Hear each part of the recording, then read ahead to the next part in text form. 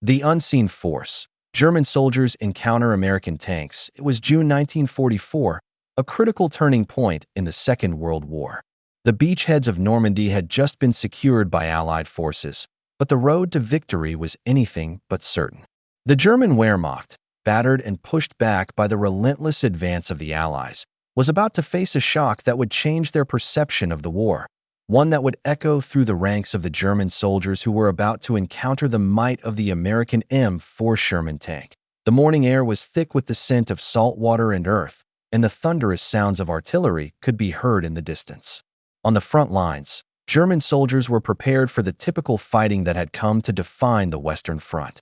They had grown accustomed to seeing American infantry and trucks, but what lay ahead was something they had not prepared for.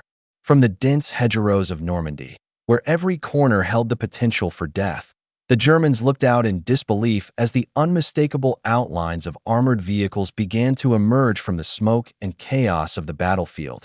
The tanks, American tanks, rumbled forward, their steel bodies covered in dust and mud. The M4 Sherman, once considered by its crews to be a workhorse of American military ingenuity, was not a sight the Germans expected. In the minds of many Wehrmacht soldiers, they had envisioned the Americans as an inferior force.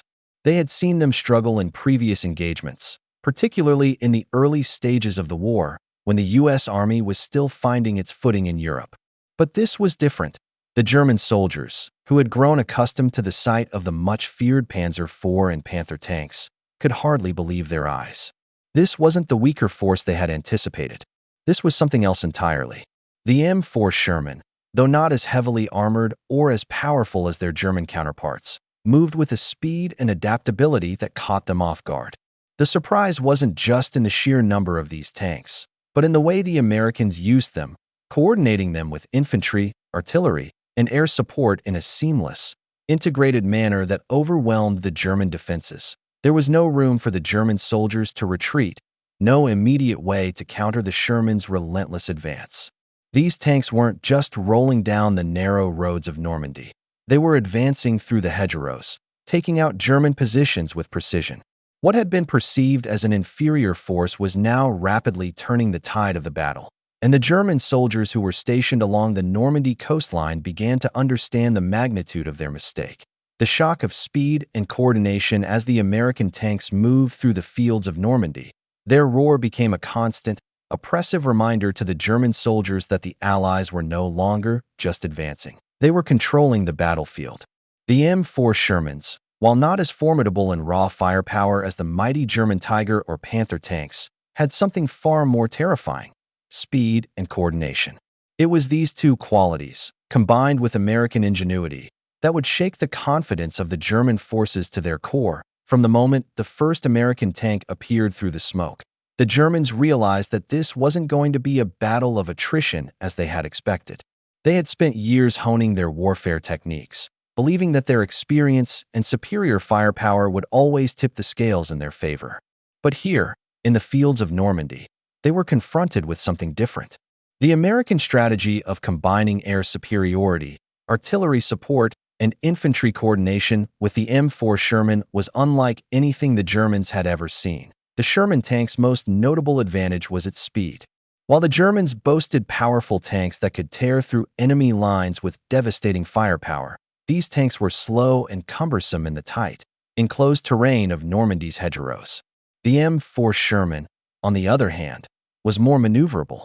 Its relatively light frame, combined with a high-powered engine, allowed it to zip through the thick countryside with an agility that was impossible for the heavily armored German tanks to replicate. One German soldier, a young Panzer grenadier who had seen the horrors of the Eastern Front, later recounted his first encounter with the M4 Sherman in his diary. "At first, I thought it was just another American tank. But as it came closer, I realized something was wrong. It was moving too fast for something that should have been weighed down by the mud of the field. And then it fired. We never saw it coming. The blast felt like a punch to the chest. The tank was everywhere, and yet it was nowhere. They were using tactics we didn't understand. The Americans were everywhere, coordinating in ways we simply couldn't keep up with." What struck many German soldiers most about the M4 Sherman was its almost clinical efficiency. In the midst of the chaos and confusion of the battlefield, the Shermans operated with an eerie sense of synchronization. German commanders were used to seeing tanks operate in isolated groups or, at best, in simple formations. But the Americans had mastered the art of combining their armored force with infantry and air support in ways that created an almost impenetrable net of destruction. When the Germans attempted to launch counterattacks, they were met with a well-organized barrage from American artillery that seemed to spring from every direction. At the same time, air support would swoop in from above, further complicating the German response. The Shermans would roll forward, their commanders coordinating with radio precision, all while American infantry provided support by clearing out German positions with rifles, machine guns, and grenades. The Germans had never expected this level of integration. Their doctrine, based on brute strength and individual units fighting fiercely, was no match for the sheer efficiency of American tactics. Each tank crew worked seamlessly with others, providing covering fire and using the terrain to their advantage, turning what would have been a difficult and dangerous push into a steady, overwhelming advance. The desperation of the German forces as the days wore on and the American tanks continued their advance, the Germans were forced to reevaluate their assumptions. What had been considered a defensive operation on the Western Front quickly devolved into a desperate fight for survival. German soldiers, who had once believed themselves to be invincible, began to feel the terror of encountering an enemy who was not only well-equipped but organized and relentless in ways that outpaced their own. The contrast between the German and American approaches to warfare could not have been more stark. While the German soldiers relied on tactical prowess and their belief in the superiority of the Wehrmacht, the Americans, led by a combination of solid leadership and industrial might, were able to respond with adaptability and overwhelming resources. The M4 Sherman became a symbol of this shift, a reminder that in modern warfare, material strength, coordination, and sheer numbers could trump the best-laid plans of even the most battle-hardened soldiers. For the German infantry, the presence of the Sherman tank on the battlefield meant more than just a battle for supremacy. It became a symbol of the shift in momentum. Tanks had always been symbols of power, but now, as American tanks appeared with greater frequency, the psychological impact was undeniable. German soldiers began to feel an overwhelming sense of being outmatched. As one veteran later wrote, "We saw the Shermans coming, and we realized that we were no longer the hunters. We were the hunted." In the chaos of the battlefield, where confusion and fear reigned, the sight of the American tanks was a death sentence. The fear was not just of being destroyed by the Shermans' guns, but of the systematic approach the Americans employed. The German soldiers had grown accustomed to the disorganized nature of their enemies, often fighting isolated units without much in the way of coordinated support. But with the Shermans, there was no such isolation. Every move was calculated, every strike deliberate, and then there was the issue of supply. The Germans, whose supply lines had been stretched thin for months, could no longer rely on their once-feared armor. The Tigers and Panthers, known for their terrifying firepower and thick armor, had become too difficult to transport across the increasingly fractured battlefield. They were stuck in place, vulnerable to the fast-moving American forces who could quickly adapt and regroup. The Americans, meanwhile, had a seemingly endless supply of tanks. Sherman factories in the U.S. churned them out at a pace the Germans could not compete with. For every tank the Germans destroyed, 3 more would take its place, emerging from the deep American industrial complex, fully equipped and ready for battle. And unlike their German counterparts, the American tanks were not weighed down by maintenance issues. They were designed to endure the harsh conditions of the battlefield. The turning of the tide as the Allies' push across Normandy continued, German commanders were forced to reframe their entire strategy. The realization that American forces were not only numerically superior, but also better equipped with tanks that could withstand prolonged engagements was a bitter pill to swallow. German officers who had once dismissed the Americans as a second-rate force now found themselves scrambling to come up with countermeasures. However, the very nature of the M4 Sherman's design and its tactical application made it difficult to combat with traditional German methods. The Germans had expected their heavily armored tanks, like the Tiger and Panther, to dominate the battlefield. These vehicles were powerful, capable of destroying enemy tanks from a long distance with their massive guns, and their thick armor made them nearly impervious to most Allied weaponry. However, the reality on the ground in Normandy was vastly different.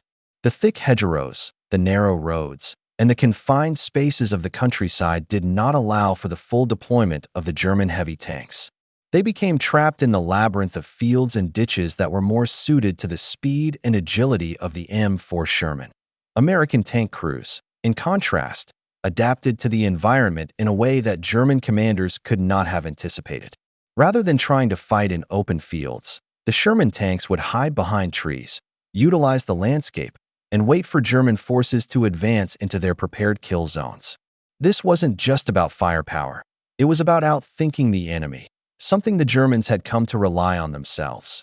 While the Tigers and Panthers, when they could be brought to bear, could still pack a deadly punch, they were increasingly unable to match the mobility and coordination of the American forces. A single M4 Sherman tank could take out a Panther or a Tiger in the right circumstances, and with the sheer number of Shermans advancing, the German forces could not focus on one target without exposing themselves to the overwhelming firepower of the Americans. It was a chess match, but one where the Germans were outgunned, outnumbered, and outmoved. Despite their initial disbelief, German soldiers soon found themselves fighting a war of attrition they could not win. The American tanks weren't just present in Normandy, they were everywhere. The M4 Shermans, combined with overwhelming air superiority and artillery support, systematically shattered German positions, one after another. The Germans, unable to keep pace with the relentless American advance, began to retreat. What had started as a confident defense against an underestimated enemy quickly turned into a series of chaotic withdrawals. In the midst of this, the psychological toll on the German soldiers was profound. One veteran later recalled, "We were accustomed to the fear that comes with tank warfare, but this was different. It wasn't just the tanks. It was how they came, how they worked together. We'd hear the roar of the Shermans, and we knew that there was no escaping them. We had nothing like it. Our Tigers were far more powerful, but they were slow. And the Americans, they didn't stop. They just kept coming." The persistence of the American forces, with their seemingly endless supply of tanks and their unyielding advance, broke the morale of many German soldiers. Their initial disbelief transformed into a deep, gut-wrenching fear of the Shermans. What had once been a tank they had underestimated, just another piece of Allied machinery, had evolved into a symbol of their impending defeat. For many, the sight of a Sherman rolling through the smoke and dust of a battlefield was the final blow to their resolve. It was no longer just a tank. It was a harbinger of the inevitable, the American advantage, the power of logistics and industrial might. One of the most profound elements of the American success in Normandy was not just their tanks, but their unparalleled ability to sustain operations. While German forces were facing dwindling supplies, the Allies' logistical network was thriving. American factories churned out tanks at a staggering rate, ensuring that every loss was quickly replaced. The American industrial engine that had been the backbone of their war effort could deliver tanks, ammunition, food, and equipment faster than the Germans could destroy them. This industrial capacity made all the difference. The Germans, by contrast, found their production lines slower to react, their supply lines increasingly fragile as Allied bombing raids took their toll. Even with their superior tanks, the Germans could not match the American ability to resupply and reinforce. As the days passed and the fighting intensified, it became increasingly apparent that the Germans were facing a system of warfare that they could not replicate. For the Americans, war was not just about the heroism of individual soldiers or tank crews. It was about a comprehensive, systematized application of industrial strength and tactical ingenuity on the battlefield. This was seen in the endless waves of Sherman tanks, each one designed for ease of maintenance and reliability. Unlike the German tanks, which required constant and difficult upkeep, the Shermans were built to last under the worst conditions. As the Americans advanced through Normandy, their tanks did not break down as frequently as the German models. The Sherman tank's relatively simple design meant that even in the heat of battle, a tank could be repaired in the field by its crew or engineers and be back in action in a matter of hours. The German tanks, with their more complex systems, often broke down in the midst of battle, leaving their crews stranded and vulnerable. The fact that the American forces had so many more tanks meant that even when one was lost, another could quickly take its place. For the Germans, this was a bitter reality to face. They could not afford the luxury of a tank fleet that could be replaced almost immediately. The relentless numbers of American tanks, combined with their effective use on the battlefield, drained the German forces both physically and mentally. The situation on the ground became increasingly dire for the German soldiers in Normandy. Their once imposing forces, bolstered by the fearsome reputation of the Tiger and Panther tanks, were now being overwhelmed by the sheer persistence of the American war machine. In the hedgerows of Normandy, it was not the firepower of the German tanks that won the day. It was the adaptability, the coordination, and the unrelenting industrial might of the American forces. The final shock, the collapse of the German defense. By the time the Allies had pushed beyond the hedgerows of Normandy and the German forces were in full retreat, the psychological damage had been done. German soldiers who had faced the M4 Sherman tank for the first time knew that their once invincible armored forces had been shattered. The myth of German superiority in armored warfare, once thought to be the pinnacle of battlefield technology, had been debunked. The Sherman, though not as powerful as its German counterparts, had proven to be far more effective when used in concert with the full range of Allied resources: air, artillery, infantry, and logistics. One German officer, reflecting on his experiences in Normandy, wrote in a letter to his family, "We underestimated them, and we paid the price. The Americans don't fight like we do. They fight with everything. And we, with all our pride in our tanks, found ourselves powerless against them. Our panzers may have been stronger, but the Shermans just never stopped coming." For the American forces, the victory in Normandy represented more than just a strategic success.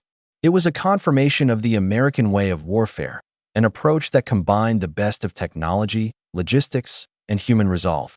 The M4 Sherman, a tank often regarded as unremarkable in comparison to its more glamorous counterparts, had become the symbol of an unstoppable force, a force that would drive the Germans back to Berlin. The first sight of the Sherman tank was, for many German soldiers, a moment of disbelief. By the end of the campaign, it was a symbol of their defeat. The psychological impact, a battle for the Mendes. The tide of battle turned in favor of the Allies. The psychological ramifications for the German soldiers were profound. The realization that they were up against an enemy who not only had the material and industrial superiority, but also the coordination to make their tanks, artillery, and infantry work in unison, was devastating. For the Wehrmacht, the sight of the M4 Sherman was no longer just a tactical concern. It became a psychological weapon, one that shattered the myth of German invincibility and planted seeds of doubt in the minds of those still fighting. For years, the German military had built its reputation on efficiency, discipline, and superiority in battlefield tactics. The Wehrmacht had fought campaigns across Europe, often leaving behind devastated forces that had failed to replicate their initial successes. But the encounter with the American tanks was different. German soldiers had underestimated the Allies at their peril, and the M4 Sherman was the vehicle that exposed the cracks in their beliefs. The psychological impact was especially strong among the tank crews who were used to being on the offensive. These were men who had driven some of the most advanced and feared tanks in the world: the Panzer III, IV, the mighty Tiger, and the Panther. They were battle-hardened, seasoned soldiers who believed that they had the advantage when it came to tank warfare. But when they faced off against the Sherman for the first time, they were overwhelmed by its speed, adaptability, and the relentless American offensive. It wasn't just the tanks they were fighting. It was the system the Americans had built around them. One German tank commander, who had fought in the fields of Normandy, described his first encounter with the Sherman in a post-war interview. "We were advancing, thinking we had the upper hand. We saw the Shermans, and we thought it was just another tank. But then they moved. They didn't stop. They were faster than us, smarter than us. I thought I could take them out, but I couldn't. They were everywhere, on the left, on the right, behind us. I had never felt so out of control." This sense of control, or rather the loss of it, weighed heavily on German soldiers. They were used to dictating the terms of battle, to pushing back the enemy, and exploiting weaknesses in their defenses. But against the Shermans, they could not escape the feeling of being constantly hunted. Even as their superior tanks like the Tiger began to make their way onto the battlefield, they found themselves outpaced by the sheer speed of the American advance. The overwhelming logistical advantage of the Allies, paired with their coordinated tactics, left the German soldiers feeling isolated and desperate. They were unable to adapt quickly enough to keep pace with the changing nature of the conflict. The tanks that had once been a symbol of German military superiority were no longer the focal point of the battlefield. Instead, it was the American tank, the M4 Sherman, that had taken center stage, representing an unstoppable force that the Germans simply could not match. The psychological damage was far-reaching. German officers who had once confidently led their soldiers into battle began to question their tactics. The stories of their men, disheartened by the Americans' ability to outthink and outmaneuver them, spread quickly. It was not just the tank battles that were lost. It was the war of perception. The American tank crews, meanwhile, came to embody a new kind of resilience. They were able to press forward with an unrelenting spirit, supported by a supply line that seemed never-ending. Unlike their German counterparts, who fought with dwindling resources and supplies, the American forces had an industrial machine that could replace any loss. This ability to regenerate resources, whether it was another Sherman tank, ammunition, or replacement crews, was something that the Germans simply could not contend with. The legacy of the M4 Sherman, the dawn of a new era by the time the Allies had broken through the German lines in Normandy and began pushing toward Paris, the psychological impact of the Sherman tank was clear. The Germans had faced a new kind of warfare, one that combined industrial might with cutting-edge tactics. The M4 Sherman tank, once dismissed as inferior, had proven to be a symbol of this new era of warfare. The Germans were not only losing the battle on the ground, they were losing the war in the minds of their soldiers. No longer could they rely solely on the strength of their tanks.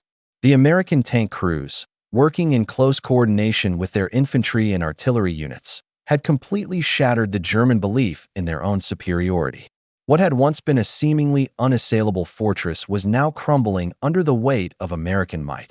The battle for Normandy marked the beginning of the end for the German forces in Western Europe. As the Allies continued their push, the Germans were left to confront the overwhelming power of the United States, a power that was made all the more terrifying by the realization that the war was no longer just about tanks, but about a systematic, coordinated application of power that left the Germans with little recourse. The M4 Sherman had proven its worth not just in firepower or armor, but in its ability to move, to adapt, and to integrate into a larger strategy. It was the embodiment of American industrial prowess, built for endurance, efficiency, and relentless aggression.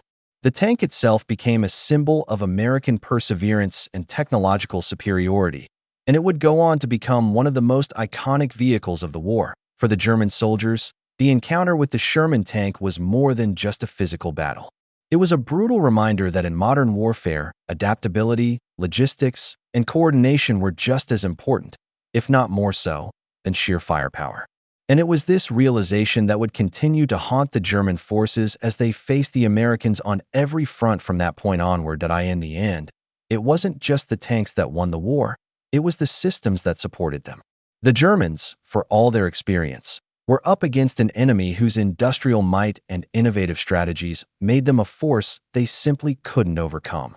The M4 Sherman, in all its unassuming strength, had proven to be the weapon that helped turn the tide of the war in Europe. And for the German soldiers who once thought they could conquer anything, the shock of the Sherman's appearance was the first of many blows that would ultimately bring them to their knees.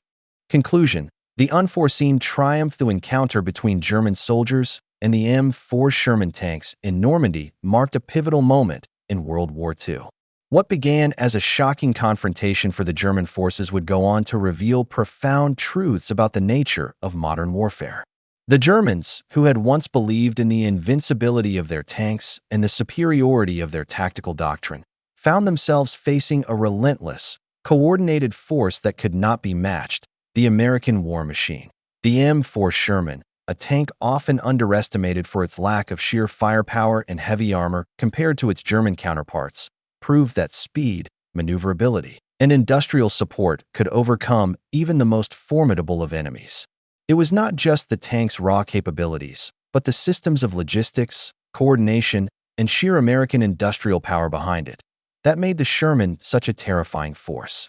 The tank was a symbol of American ingenuity and industrial might, and its success in the fields of Normandy demonstrated that victory in modern warfare required more than just superior weaponry. It demanded the ability to sustain, adapt, and work together as a unified force. For the German soldiers, the sight of the Sherman tanks was more than just a military challenge. It was a psychological turning point. The belief in the invincibility of the Wehrmacht, built on years of success in Europe and North Africa, began to crumble under the sheer weight of the American offensive. The relentless push by the Allies, backed by tanks like the Sherman, demonstrated the power of a well-supported, well-coordinated force. For the Germans, it was no longer about outgunning the enemy. It was about facing an adversary whose resolve, industrial capacity, and coordination could not be matched. As the Allies advanced and the Germans retreated, the myth of German tank superiority began to dissipate. The American tanks, bolstered by unwavering supply lines and tactical brilliance, proved that victory could be achieved through systems, not just sheer firepower. The legacy of the Sherman tank, far from being just a footnote in history, would go on to symbolize the transformation of warfare in the 20th century, where industrial might, innovation, and cooperation became the defining factors of success. The Battle of Normandy and the encounter with the M4 Sherman marked a turning point for both sides, one that would shape the remainder of the war in Europe and leave an indelible mark on the history of armored warfare. The Germans, for the first time in years, found themselves outmatched, not by the strength of a single weapon, but by the relentless, coordinated force that the Americans had become. For the American forces, the victory in Normandy was a moment of triumph not only in terms of military success, but in the realization that their industrial capacity and unified approach to combat had given them the upper hand. The M4 Sherman tank was more than just a vehicle. It was a testament to the power of adaptability, coordination, and industrial strength, principles that would define the course of the war and shape the future of warfare for years to come. Thus, the first time German soldiers saw the M4 Sherman tanks in action, they were not just witnessing the power of a new weapon. They were encountering a new way of waging war, a way that the Germans could not hope to defeat. The war in Europe would continue, but for the German forces, the battle against the Shermans would forever be a symbol of the unstoppable momentum of the Allied advance. A momentum driven not by a single tank or a single battle, but by a unified force, armed with industrial might and a new understanding of modern warfare.